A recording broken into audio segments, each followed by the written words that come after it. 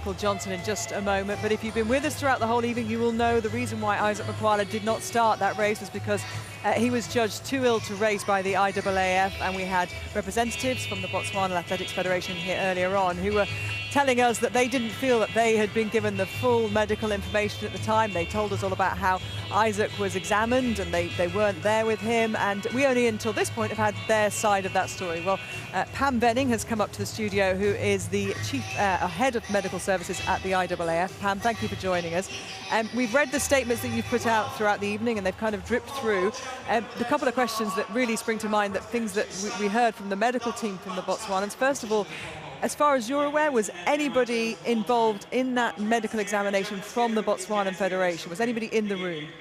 No, because the athlete actually came into the medical centre of his own accord and was seen by one of our volunteer doctors and examined.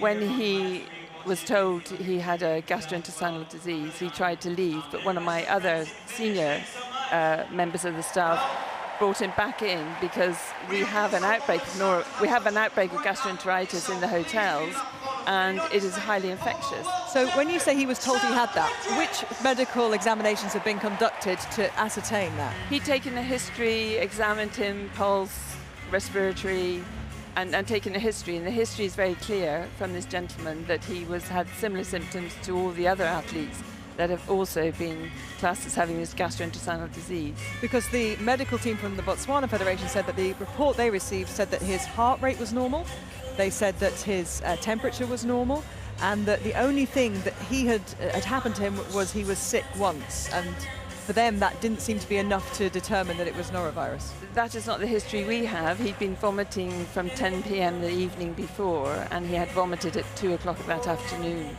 So that is the history he gave to our doctor. That's what we wrote down in the records.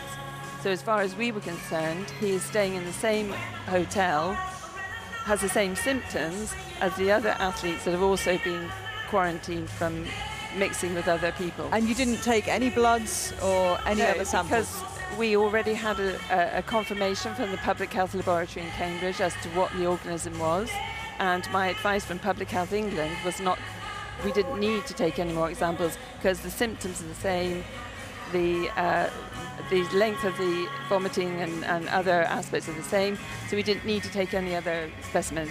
We've had a lot of people on social media, athletes, for example, Di Green, who competed in Delhi in the Commonwealth Games, who said he was very sick in the build-up to his race. Nobody stopped him racing. We've heard swimmers saying the same thing. Is this a protocol that you're just invoking now, or is it something that you've done at every... It's not a protocol we're invoking. We're